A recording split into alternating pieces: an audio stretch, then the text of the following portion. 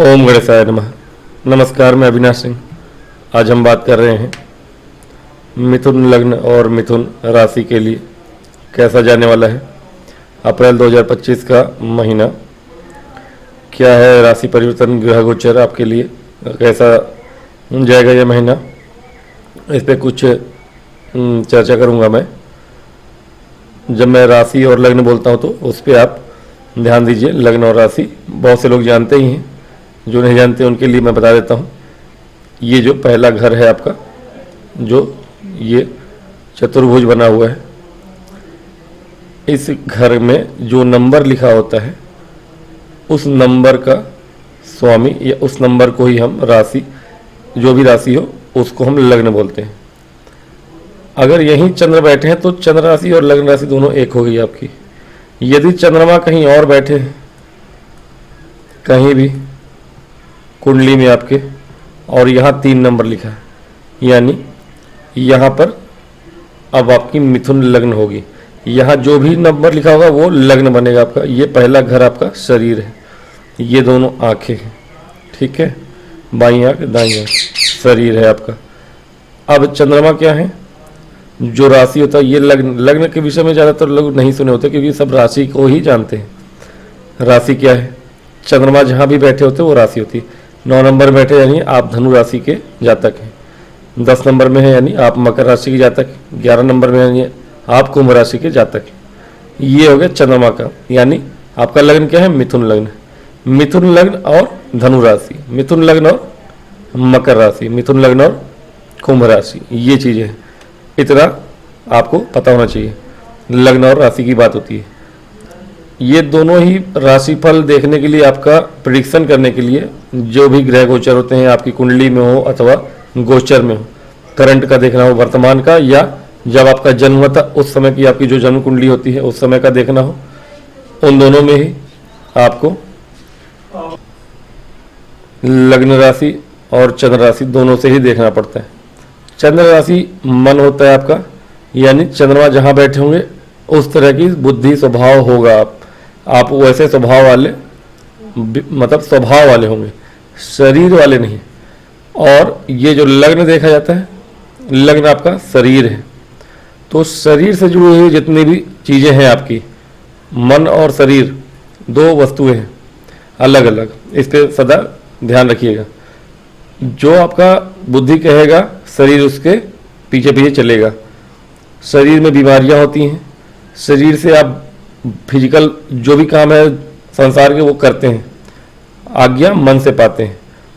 तो मन से प्राप्त आज्ञा, इसीलिए कहा जाता है कि चंद्र राशि और लग्न राशि दोनों मित्र हों, एक ही हो तो अच्छा है। यानी आपका शरीर जो कहेगा आपका मन वही कहेगा, करेगा शरीर वही जो मन कहेगा, ठीक है।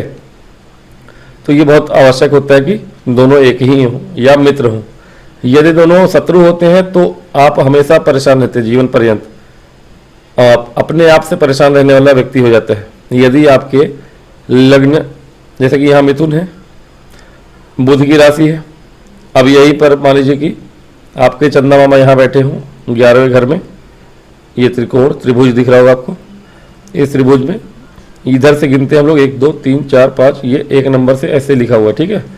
इधर से एंटी क्लॉकवाइज हम लोग गिनते हैं कुंडली को। ये 11वां घर है आपका। 11वें घर में चंदा मामा बैठे हैं, कहाँ पे बैठे हैं, मेष राशि में। मंगल की राशि होती है मेष, बुध की राशि है मिथुन। तो इन दोनों की पटरी नहीं खाती, यानी आपका मन है मंगल की तरह, क्रोधी स्वभाव, पराक्रमी स्वभाव, जल्दीबाजी करने वाला स्वभाव।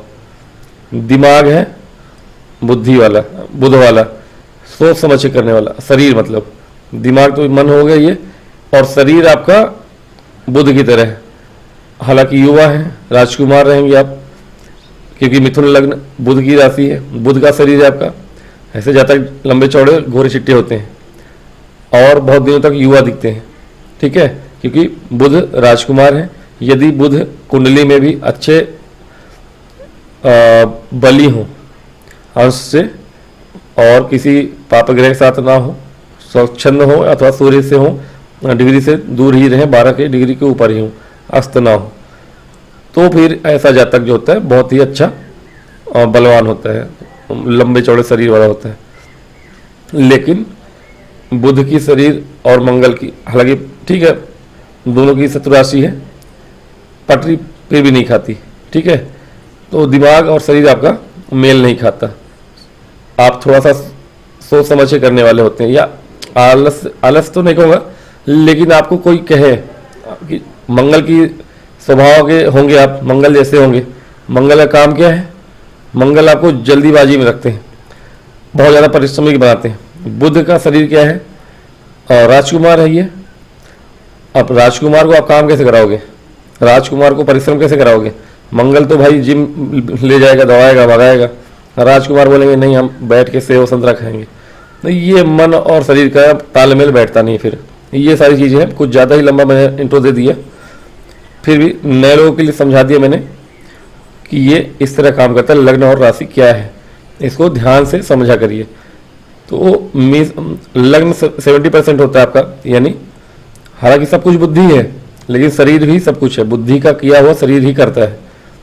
तो ऑर्डर देता मन है, तो चंद्रमा से 30% आपका और 70% शरीर तो चूंकि कार्यवाहक है पूरी चीज़ों का, तो आपका लग्न 70%, ठीक है। लग्न से आप 70%, यानी इस भाव में जो भी राशि हो वो आपका लग्न है। ये क्या होता है? जब आपका जन्म होता है तो चंद्रमा मान लीजिए यहाँ पे है, तो चंद्रमा आपके पश्चिम उत्तर की ओर होंगे, ठीक है। कहीं ना कहीं ये दिशाएं हैं, ये पूर्व दिशा है। अब ये पूर्व दिशा में उस समय जब आपका जन्म हुआ, पूर्व दिशा में जो भी राशि होती है उस राशि को यहाँ लग्न माना जाता है, ठीक है। और चंद्रमा जिस भी तरफ हो उस समय, दिन में रात में, आपका जब जन्म हुआ चंद्रमा किस तरफ होंगे वो आपका मन होगा। ये आपके, और ज़्यादा गहराई में चला गया मैं, अब अपने मुद्दे पर आते हैं। इस महीने अप्रैल में 2 अप्रैल को पहला ही राशि परिवर्तन होगा आपका। कौन सा? मंगल महाराज का सबसे पहला राशि परिवर्तन मंगल का होगा 2 अप्रैल को। वो होगा मिथुन से, आपके पतित होके यहाँ आए थे, वक्री थे, पतित थे, तो मिथुन पे पहुंचे थे। यहाँ पे 3-4 महीने रहे थे। यहाँ पे पिछले 2024 से ही हैं, ठंडी के समय से। यहाँ से पतित हुए, वक्री हुए, वक्री से पतित हुए, यहाँ पहुँच गए। अब यहाँ से फिर वक्री से मार्गी हुए, मार्गी से फिर आगे जाते जाते अब यहाँ वापस आएंगे, 1 महीने यहीं रहेंगे। 2 तारीख को यहाँ से उठ के आपके, ये नीच राशि है मंगल महाराज की, अब ये उठ के यहाँ पे आए गए, मतलब नीच राशि में पहुँच गए, द्वितीय भाव में। द्वितीय भाव का मंगल आपको मांगलिक बनाता है, और यहाँ पर शनि आपको बचा नहीं रहे। गुरु हालांकि बचा रहे हैं, नहीं, गुरु की दृष्टि भी नहीं पड़ रही है। गुरु भी किसी तरह से आपको, हालांकि पंचम भाव, चतुर्थ भाव पे गुरु की दृष्टि है, लेकिन अगर गुरु की दृष्टि आपके सप्तम भाव पे किसी तरह होती तो बचाते, या शनि महाराज यहीं कहीं होते तो आपको मांगलिक दोष से बचाते। अस्थायी रूप से ही सही, अस्थायी रूप से ही सही, लेकिन द्वितीय का मंगल आपको ज़्यादा मांगलिक बनाता है। मंगल दोष हालांकि माना नहीं जाता, साउथ इंडिया में ही माना जाता है, लेकिन द्वितीय का मंगल आपको तगड़ा मांगलिक बनाता है, क्योंकि ये मारक भाव है। मारक भाव में मंगल का बैठना, मारक भाव ये भी है आपका, बाधक भाव है लेकिन मारक, द्वितीय मारक भाव है। यहाँ मंगल का बैठना, सप्तम भाव वैवाहिक जीवन का भाव है, ज़्यादा मांगलिक मानते हैं लोग, लेकिन ये भाव भी मांगलिक बनाता है आपको अस्थायी रूप से। यानी आपके अंदर क्रोध बढ़ जाता है, क्रोध वासनाएं बढ़ जाती हैं, और कहीं ना कहीं अर्थ त्रिकोण है, और मंगल आपके लिए लाभ भाव के स्वामी है। लाभ भाव के स्वामी का धन भाव में आना ठीक है कि नीच के हैं, फिर भी ये महाधनी योग बनाता है आपके लिए। अगर महाधनी योग बन रहा है नीच के ग्रह से, तो अचानक से आपको बहुत बड़े धन की प्राप्ति हो सकती है। और इस समय में 1 महीना है यहाँ पे, 2 अप्रैल से 2 मई तक। 2 मई के बाद ये अच्छे और भी अच्छे जगह पे चले जाएंगे आपके लिए, है ना। पराक्रम भाव के कारक हैं, कारक ग्रह कारक भाव में हो तो, अस्त व्यस्त त्रस्त भी हो तो आपके लिए अच्छा ही फल देगा। मंगल यहाँ आएंगे 2 मई को, आपके लिए और भी अच्छा रहेगा, लेकिन अभी भी अच्छा ही है। क्यों? क्योंकि यहाँ पर ये लाभेश होके बैठे हुए हैं, हालांकि षष्ठ भाव के भी स्वामी हैं। षष्ठेश होके बैठे हैं तो ठीक है, नीच भाव में होना इनके लिए अच्छा है, षष्ठेश भी हैं, इसलिए ऐसे समय में किनको किनको लाभ होगा और कहाँ कहाँ से लाभ होगा।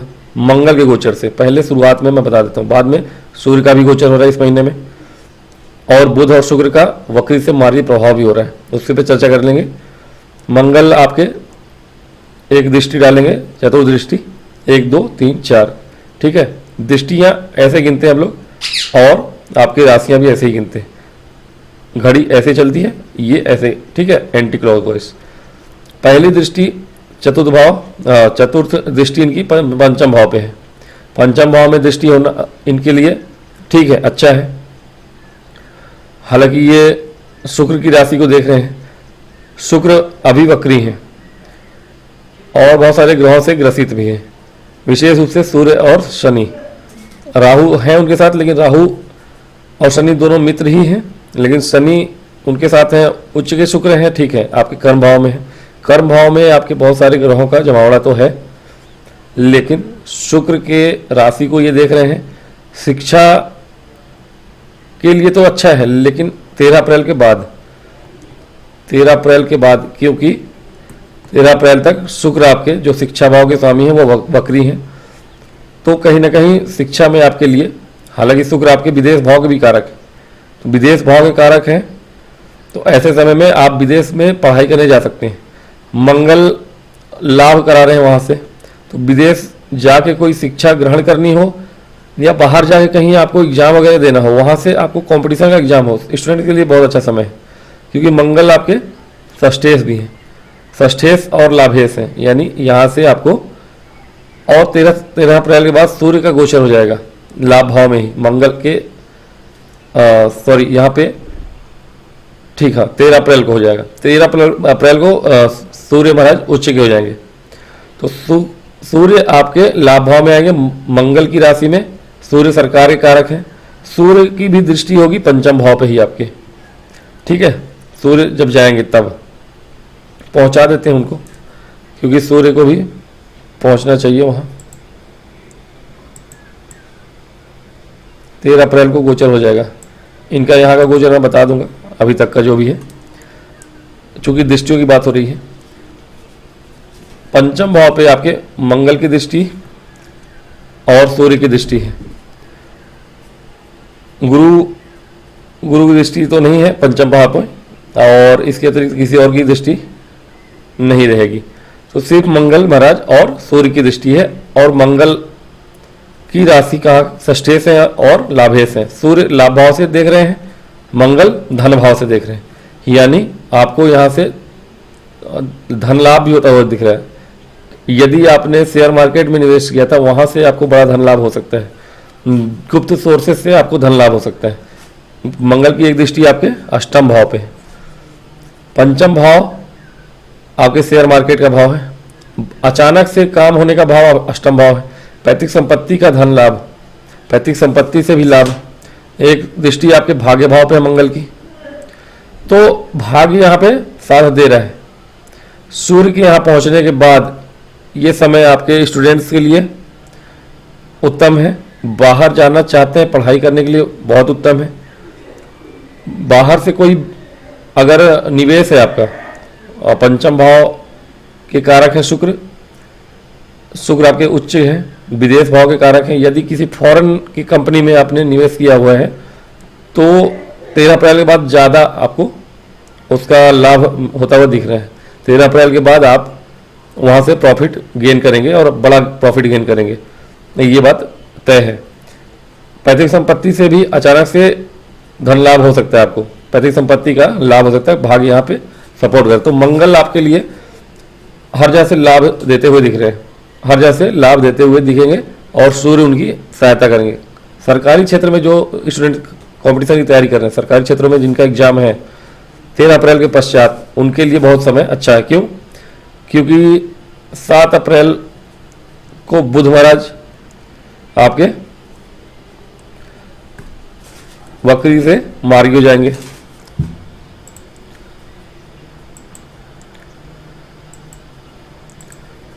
और 13 अप्रैल को शुक्र आपके मार्गी हो जाएंगे।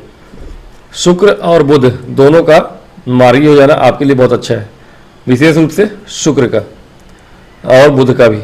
बुध का मार्गी होना आपके लिए इसलिए अच्छा है क्योंकि आपके लग्नेश है, लग्नेश का वक्री होना अच्छा नहीं होता। बुध आपके जैसे ही मार्गी होंगे 7 अप्रैल को और 13 अप्रैल को सूर्य यहाँ होंगे। बुद्धि आपकी सही काम करेगी। स्टूडेंट्स के लिए बहुत अच्छा समय है। सूर्य सरकार है, सरकारी क्षेत्र में जिनका भी एग्जाम होगा उनके लिए बहुत ही अच्छा समय रहेगा। 13 अप्रैल के बाद कोई एग्जाम फंस रहा है आपका तो बहुत ही उत्तम समय है एग्जाम क्रैक करने के लिए। किसी भी गवर्नमेंट जॉब के लिए अगर तैयारी कर रहे हैं आप, सूर्य मंगल की दृष्टि पंचम भाव पे, मंगल षष्ठेश लाभेश और बुध लग्नेश। बुध आपके चतुर्थेश भी हैं, बुध आपके चतुर्देश भी हैं, लेकिन अभी तक बुध आपके लिए थोड़ा सा परेशानी का कारण बने हुए थे। क्यों? क्योंकि बुध नीच का प्रभाव भी दिए होंगे। भले वो नीच भंग हो रहा है लेकिन नीच का प्रभाव, मैंने बहुत सी कुंडलियाँ भी, बहुत से लोग ही बातें सुनी मैंने कंसल्टेंसी के रूप में। बहुत से लोग ऐसे थे जिनके बुध बहुत अच्छे हैं कुंडली में, धनेश है, लाभेश है, फिर भी वो पैसे के लिए परेशान है, व्यापार में परेशान है। तो मैंने उनको कहा है कंसल्टेंसी में, बुध का नीच राशि में जाना, भले नीच भंग हो रहा है लेकिन बुध नीच राशि में बैठ के अब वक्री हो गए हैं, तो वो कहीं ना कहीं अपने ही घर को देख रहे हैं जब नीच की दृष्टि से। तो ऐसे जातकों का बुध अच्छा भी है कुंडली में तो उनके लिए अच्छा फल नहीं दे पा रहा है। तो ये कहीं ना कहीं उतना ज़्यादा अच्छा नहीं है फिलहाल अभी तक के लिए। हाँ, 13 अप्रैल के बाद धीरे धीरे बुध का प्रभाव जो होगा, वक्री प्रभाव भी धीरे धीरे कम होगा और मेरे ख्याल से समाप्त भी हो रहा है। इसकी एग्जैक्ट डेट मुझे ध्यान नहीं है, लेकिन हाँ पहले इनका मार्गी प्रभाव अच्छा आ जाए। मार्गी से फिर हालांकि मई में तो ये यहीं पे है, सॉरी अप्रैल भर तो यहीं पे है, अप्रैल बाद ही इनका गोचर होगा क्योंकि बहुत दिन यहाँ रहने वाले थे वक्री होने के कारण। तो अप्रैल में नीचे राशि में ही रहेंगे वो। फिर भी आपके लिए जब मार्गी हो जाएंगे तो थोड़े से द्वार आपके खुलेंगे, विशेष रूप से बुद्धि वाले द्वार। हो सकता है ये भूमि भवन वाहन के लिए आपके लिए उतना अच्छा ना हो, बड़े कार्य के लिए अच्छा ना हो, लेकिन कम से कम बुद्धि आपकी अच्छे से काम करेगी। जब चंद्रमा यहाँ गोचर में होंगे तब की बात अलग है, तब आप थोड़ी से परेशान हो सकते हैं। और चंद्रमा का गोचर इन लोगों के साथ में अप्रैल माह में हम देखें तो एक बार होगा 2.5 दिन के लिए। उस 2.5 दिन में आप बहुत परेशान हो सकते हैं। 2-2.5 दिन का जो समय होगा, एक राशि में रहते हैं चंद्रमा 2-2.25 दिन, उस समय में थोड़ी सी आप अपने आप को संभाल के रखिएगा। उसके अतिरिक्त अच्छा है मंगल का, सूर्य का यहाँ पे होना अच्छा है।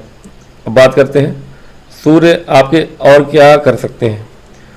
स्टूडेंट्स के लिए अच्छा है, शिक्षा के लिए अच्छा है बुध के मार्गी होने के बाद, लेकिन किसके लिए अच्छा नहीं होगा? लव लाइफ के लिए अच्छा नहीं है। मंगल और सूर्य दोनों ही विच्छेदात्मक ग्रह हैं। लव लाइफ में आपके रिलेशनशिप में उतार चढ़ाव आएंगे या ब्रेकअप हो सकता है, तो इस पर आप ध्यान रखिएगा।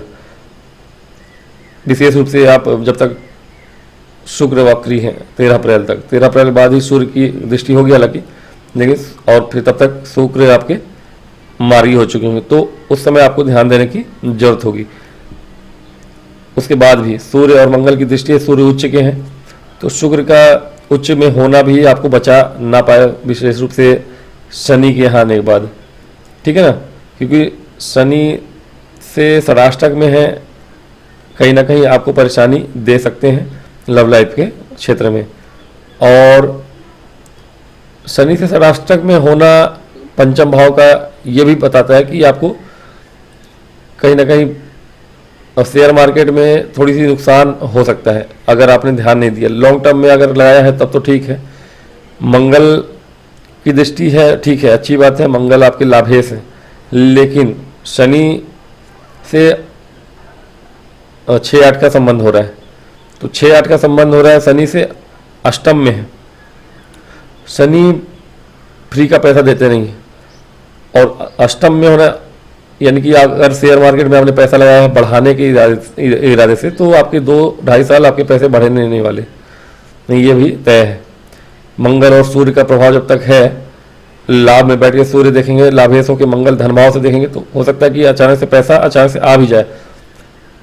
लेकिन अब शनि बैठ चुके हैं और अप्रैल से पूरे अप्रैल से यहाँ बैठे हुए हैं, अंतिम आपके 29 मार्च को ही आ चुके हैं यहाँ पे। तो कहीं ना कहीं ध्यान देना होगा आपको, शेयर मार्केट वगैरह में आपको ध्यान रखना होगा। कुछ परेशानियां भी हो सकती हैं संतान को लेकर आपको, अगर किसी के संतान का कोई योग बन रहा हो तो हालांकि सूर्य का लाभ भाव में आना पुत्रवान बनाता है लोगों को, और ठीक है, थोड़ा सा ध्यान देने वाली बात होगी। शुक्र हालांकि अच्छे हो जाएंगे, उच्च के हैं, तो संतान में आपको 13 अप्रैल के बाद बाधा उतनी नहीं आएगी। लेकिन हाँ, सूर्य और मंगल की दृष्टि है तो हो सकता है कि आपके पुत्र ऑलरेडी हैं तो उनसे आपका पटरी ना खाए, है ना, बात बिगड़ जाए, आपकी बात वो मानेंगे नहीं। पिता पुत्र में थोड़ी संघर्ष हो सकता है, इस पर ध्यान रखिएगा। और धन आने पर, यदि धन अचानक से आता है या पैतृक संपत्ति से कहीं प्रॉफिट हो रहा है आपको, तो वहाँ पे आपके विवाद बढ़ने की संभावना है। ठीक है, तो उसको कंट्रोल रखिएगा। अगर पैसे आते हैं घर में तो विवाद हो रहा है, यानी कि आपके घर में राहु शनि और केतु का प्रभाव अपोजिट पड़ रहा है, और लड़ाई झगड़े कलह क्लेश के योग बन रहे हैं आपके। ठीक है, पूरे अप्रैल भर ध्यान रखने की बात होगी। विशेष रूप से जब तक सूर्य यहाँ है तब तक तो ध्यान रखना ही है, 13 अप्रैल तक तो ध्यान रखना ही है। सूर्य को मैंने यहाँ रखा हुआ है, सूर्य जब तक आपके यहाँ पे थे 13 अप्रैल तक 10वें भाव में है, तब तक के लिए कुछ चीज़ों में तो अच्छे हैं, लेकिन ग्रहण दोष में है, और ग्रहण दोष में पराक्रम भाव के स्वामी है सूर्य, इनकी दृष्टि आपके चतुर्थ भाव में है। कलह क्लेश के योग मंगल बना रहे हैं आपके लिए, और पारिवारिक विवाद के योग बन रहे हैं। चूंकि नीच के हैं मंगल, भले लाभ दिला सकते हैं, लेकिन कुछ असर तो होगा ही। आपके अंदर क्रोध होगा, आपकी वाणी के कारण, आपके अहंकार, आपके क्रोध के कारण आपके घर में आपके ही वजह से लड़ाई झगड़े हो सकते हैं, तो आप ध्यान रखिएगा इस बात का। सूर्य ग्रहण दोष में है, इसलिए कहीं ना कहीं आपकी कार्यशैली में आलस्य होगा 13 अप्रैल तक। आपको काम करने की इच्छा कम होगी, और जिसकी वजह से कुछ चीज़ों को आप गंवा सकते हैं। ठीक है, 13 अप्रैल तक आपको सावधान रहना पड़ेगा। 13 अप्रैल के बाद आपके पराक्रम को कोई छू नहीं सकेगा, आपका पराक्रम देखते ही बनेगा। भूमि वाहन से जुड़ा हुआ काम सोच समझ के ही करना है आपको। 13 अप्रैल तक कोई भूमि वाहन से जुड़ा हुआ काम ना करें, क्योंकि बुध भी इन लोगों के प्रभाव में 7 तक तो है और नीच में है। बुध चतुर्थ भाव के स्वामी हैं। भूमि वाहन से जुड़ा हुआ काम इस समय आप करते हैं तो थोड़ी आपको उसमें तकलीफ हो सकती है। 13 अप्रैल तक सूर्य पीड़ित है, या पीड़ित होकर देख रहे हैं यहाँ पे, तो ये समय, और शुक्र भी वक्री ही रहेंगे। तो इस समय में जितनी भी दृष्टियाँ आपके चतुर्थ भाव में है, वो आपको एक तरह से फंसाने के लिए है। किसी न किसी तरह आप भूमि विवाद में फंस सकते हैं। अगर आप परचेस कर रहे हैं इस समय अवधि में, तो आप भूमि विवाद में फंस सकते हैं। 13 अप्रैल के बाद समय अच्छा है, 15 अप्रैल को अच्छा समय है, अच्छा दिन है। त्रिपुष्कर योग है उस दिन। अगर प्रॉपर्टी खरीदनी भी है आपको, जब बुध मार्गी हो चुके होंगे, शुक्र भी मार्गी हो चुके होंगे, सूर्य आपके यहाँ आ चुके होंगे, तो अब तब आप कोशिश करिए कि आपको कोई प्रॉपर्टी अगर लेनी है, खरीदनी है तो खरीदिए, या बेचनी है तो बेचिए। दोनों के योग बने हुए हैं, लेकिन खरीदने के योग बनाइए अगर बन रहा है तो। 15 अप्रैल को आपका त्रिपुष्कर योग है, उस दिन आपके लिए शुभ दिन रहेगा। उस समय आप कोई डील करते हैं तो अच्छा है।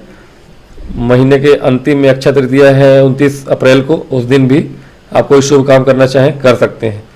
लेकिन जो भी काम करें लंबा निवेश करें। शनि की चतुर्थ पे दृष्टि, अब शनि की बात करेंगे। शनि की चतुर्थ की दृष्टि, चतुर्थ पर दृष्टि अच्छा है आपके लिए।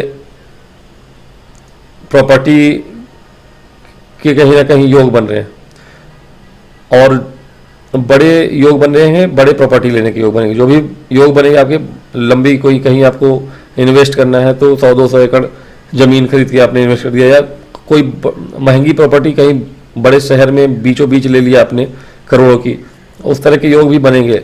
हाँ, थोड़ा सा सोच समझ के, डॉक्यूमेंटेशन को सोच समझ के ही करना है। क्यों? कि राहु के भी प्रभाव में रहेंगे आप। राहु जल्दीबाजी में थोड़ी सी गफलत में डाल के आपको काम कराएंगे। शनि हालांकि स्लोनेस ले आएंगे, आपको लंबी निवेश करने के लिए बाध्य भी करेंगे। राहु और शुक्र भी वही काम करेंगे कि आपको बहुत बड़ा प्रॉपर्टी दिलाने की मन में बातें लेकर आएंगे। अब चूंकि हो सकता है आपको लाभ हुआ हो बड़ा कहीं, उसको आप कहीं परिवर्तित करना चाहते हो, कहीं पैतृक संपत्ति से लाभ आ जाए। अच्छा बचा होगा। मंगल ने योग बनाया हुआ है, मंगल के योग के कारण हो सकता है कि आपको बड़ा धन लाभ हो, फिर उसको आप निवेश करने के लिए उतावले नहीं होंगे। अगर उतावले होते हैं तो थोड़ी सी गड़बड़ी हो सकती है। लंबा निवेश करिए, जरूर कोशिश करिएगा कि अक्षय तृतीया के दिन यदि करना चाहेंगे तो आप शेयर मार्केट में भी लंबा निवेश कर सकते हैं। और 15 अप्रैल को हो, त्रिपुष्कर योग हो या अक्षय तृतीया को भी अगर प्रॉपर्टी में निवेश करते हैं तो वो भी लंबा निवेश करिएगा, सोच समझ के करिएगा, क्योंकि राहु यहाँ पे बैठे ही हैं बहुत दिनों तक। ये थोड़ा सा आपको डॉक्यूमेंटेशन में हो सकता है कि भूमि को आप चेक ना करें और पूरे रिकॉर्ड्स चेक करके तभी भूमि परचेस करिएगा। इसके लिए बहुत सावधानी रखने की जरूरत होगी, क्योंकि बुध यहाँ पे हैं पूरे महीने में तो नीच के हैं, तो कहीं ना कहीं गड़बड़ करवा सकते हैं। लाभ लेने के चक्कर में लाभ के योग बन रहे हैं, परचेस के योग बन रहे हैं, लाभ लेने के चक्कर में आप परेशान हो सकते हैं। जहाँ तक रहा विदेश जाने के योग भी बने हुए हैं लोगों के। शनि की तीसरी दृष्टि है, शनि की तीसरी दृष्टि आपके 12वें घर पे, शुक्र के साथ, शुक्र के ही राशि पे शनि दृष्टि गोचर कर रहे हैं। शुक्र यहाँ बैठे हैं मई तक, जब तक शुक्र यहाँ है तब तक तो शनि का ज़्यादा प्रभाव आपके जीवन में दिखेगा नहीं। और गुरु भी यहाँ बैठे ही हैं, तो गुरु के यहाँ बैठने से और शुक्र के यहाँ होने से, हालांकि शुक्र की आदत होती है खर्चे कराने की, शुक्र उच्च के हैं, खर्चे भाव के स्वामी हैं, वो खर्चे बहुत कराएंगे। विदेश भेजेंगे आपको, एग्जाम वगैरह दे के आप पढ़ाई करके कहीं, या पढ़ाई के लिए जाना चाहते हैं तो बहुत लंबे चौड़े कॉलेज को ज्वाइन नहीं करना है, हाई फाई कॉलेज को आप करेंगे। हालांकि कहीं ना कहीं VIP कॉलेज आपको विदेश में मिल गया, करोड़ों रुपए खर्च करके आप जा सकते हैं। और ये योग भी बन रहे हैं, हालांकि शनि उसको लिमिट करेंगे, आपके खर्चे को शनि लिमिट कर सकते हैं। और कोई उल्टा सीधा काम करने वाला इस समय अवधि में ऐसा व्यक्ति है, कोई दारू शराब ठेके से जुड़ा हुआ, उसको शनि जेल भी करवा सकते हैं। इस समय अवधि ऐसा है, राहु और शुक्र के वजह से आप किसी न किसी परेशानी में फंस सकते हैं। क्यों? क्योंकि राहु और शुक्र आपको, और शनि भी मिल के, नीच के बुध भी, ये चीज़ें आपको व्यसन में डालती हैं। व्यसन में डालने के पश्चात आप हो सकता है कि किसी चीज़ में ऐसे उलझ जाएं या किसी उल्टे सीधे काम में फंस जाएं, 2 नंबर के काम में फंस जाएं, जिसका आपको परिणाम भुगतना पड़े, जेल जाने की भी संभावना बन जाएगी फिर। तो ऐसा काम, ये लंपट योग बना हुआ है, शुक्र राहु होते हैं साथ में, सप्तमे से शुक्र, पंचमे से शुक्र आपके लंपट योग बनाए हुए हैं। यानी कि ऐसा जातक जो होता है लव लाइफ में आप कोई ओछी हरकत ना कर दें, कहीं उल्टे सीधे काम करके आपको जेल ना जाना पड़े शनि महाराज के आने के बाद। यहाँ पर ध्यान रखिएगा, आपके जेल जाने के योग बन सकते हैं। कहीं शिक्षा के लिए बाहर जाना है तब तो अच्छा है, लेकिन उल्टा सीधा काम करके भी जेल जाने के योग बन जाएंगे लव लाइफ में आपके, या फिर कहीं ना कहीं आपके लंपट योग बने हुए हैं, तो लंपट वाला काम नहीं करना है, ठीक है। और शिक्षा के लिए जाना है तो बेशक आप जाइए, और जाएंगे तो बड़े VIP ही कॉलेज में जाएंगे। शनि की एक दृष्टि आपके चतुर्थ में मैंने बता दिया, और एक दृष्टि आपके सप्तम भाव पे होगी, है ना, 10वीं दृष्टि आपके सप्तम भाव पे होगी। अब ये दृष्टि जो होगी, गुरु की एक राशि से बैठ गुरु की दूसरी राशि को देखना, और गुरु 12वें घर में है, तो गुरु आपके लिए विशेष कोई योग तो बना नहीं रहे फिलहाल। मई के बाद आपके लिए गुरु बहुत अच्छे योग बनाएंगे आपको 14 मई के बाद, क्योंकि आपके 2 केंद्रों के स्वामी हैं, और 2 केंद्रों के स्वामी होके अगर गुरु 12वें घर में बैठ जाए तो दोनों जगह से दुर्योग बना रहे हैं, दुष्कृति योग बना रहे हैं यहाँ से, है ना, दुष्कृति योग यहाँ से बना रहे हैं और दुर्योग यहाँ से बना रहे हैं। तो दो दुर्योग बने हुए हैं आपके गुरु के कारण। तो गुरु आपके अच्छे तो नहीं है। हाँ, अब ये है कि अच्छा क्या है गुरु से आपका, वो भी बता देता हूँ मैं, पहले बताया हुआ मैंने, फिर भी बता देता हूँ कि बाहर से जुड़ा हुआ कोई काम है आपका, व्यापार है आपका, तो उसमें आपको तरक्की मिल रही है और बढ़ जाएगा। शनि की दृष्टि के कारण वो तरक्की, शनि की दोनों ही दृष्टि यहाँ पड़ रही है, इस पर भी और इस पर भी, ठीक है। तो शनि की दृष्टि आपके 12वें घर पे पड़ना, शनि की दृष्टि आपके व्यवसाय भाव पे पड़ना, यानी कि यदि विदेश से जुड़ा हुआ, बाहर से जुड़ा हुआ कोई भी काम है आपका, ऑफलाइन हो या ऑनलाइन हो, मैटर नहीं करता, विदेश जाने के योग तो बन रहे हैं, लेकिन विदेश जाके काम करने के भी योग बन रहे हैं, क्योंकि कर्म क्षेत्र के स्वामी हैं आपके गुरु, कर्म क्षेत्र के स्वामी हैं, व्यापार क्षेत्र के भी स्वामी हैं, या तो व्यापार या तो कार्य, ये दोनों के लिए ही अगर विदेश जाना चाहते हैं तो भी लाभ हो सकता है आपको। हाँ, यह है कि लॉन्ग टर्म के लिए आप वहाँ से फायदा ढूंढिए। शनि की दृष्टियाँ पड़ रही हैं दोनों पे, थोड़ी मेहनत बढ़ेगी आपकी और मेहनत के साथ साथ आपका पैसा भी बढ़ेगा। मेहनत बढ़ाइए आप, क्योंकि शनि आपके लिए कारक है, कर्म धर्माधिपति योग बना रहे हैं, भाग्य भाव के स्वामी हो गए, कर्म भाव में बैठे हैं, तो ये राजयोग बना रहे हैं शनि महाराज, लक्ष्मी स्थान के स्वामी हैं, केंद्र में बैठे हैं। तो शनि आपको जो भी दृष्टि है उनकी वो दिला ही रहे हैं, भूमि भवन वाहन भी बहुवचन में दिलाते हैं शनि, चतुर्थ पे दृष्टि है उनकी। यदि व्यापार आप करते हैं इस समय और मेहनत से करते हैं तो अगले 2.5 वर्षों में, जब तक शनि वहाँ है राजयोग बना के, राजयोग फिर भी बनेगा, आपके लाभ भाव में जाएंगे मेष राशि में, लेकिन वहाँ नीचे क्यों जाएंगे, तो अगले 2.5 वर्षों की बात तो बाद में करेंगे। अभी के लिए 2.5 वर्ष जो है वो बहुत उत्तम है आपके लिए, लाभ भाव में जाकर उतना फल दे नहीं पाएंगे, भले भाग्य भाव के स्वामी होकर लाभ भाव में जाएंगे। अष्टमेश भी हैं और शनि अष्टमेश होके आपके बैठे हैं कर्म भाव में, तो कहीं ना कहीं आप यदि ऐसे समय में कोई अकल साइंस वाला व्यक्ति है, अगर मिथुन लग्न का, तो उस समय में गहन अध्ययन करने वाला कोई व्यक्ति है या पीएचडी करने के लिए आपको बाहर जाना है, तो ये अच्छा अवसर है आपके लिए, आप पीएचडी करने के लिए बाहर जा सकते हैं। तो ये समय अवधि बहुत ही उत्तम है, स्टूडेंट के लिए सबसे बेहतर है, व्यापारियों के लिए भी अच्छा है, अगर विदेश से जुड़ के काम करना चाहते हैं तो और अच्छा है। ये 2.5 वर्ष आपके लिए ही है। बहुत ज़्यादा अगर चिंता की बात है, सेहत की बात करें तो सेहत के लिए आपके लिए उतना समस्या नहीं है, आपकी माता के लिए सेहत पे बुरा असर पड़ेगा और आपके पिता के लिए सेहत का बुरा असर अगले महीने पड़ेगा। इस महीने आपकी माता के लिए सेहत का थोड़ा ध्यान रखना पड़ेगा अप्रैल में, और मई का फिर मई में बताएंगे, लेकिन आधे मई के बाद आपके पिता के ऊपर भी समस्याएं रहेंगी। आधे मई के नहीं, अब आधे अप्रैल से आधे मई, हाँ आधे मई से, बल्कि 15 मई के बाद से। तो ये चीज़ें हैं, अभी माता के लिए 1 महीने और अगले 1 महीने फिर पिता के लिए आपकी समस्याएं रहेंगी, उस पर आपको ध्यान देना चाहिए। मेरे विचार से आज के लिए मैंने सारा कुछ कवर किया है।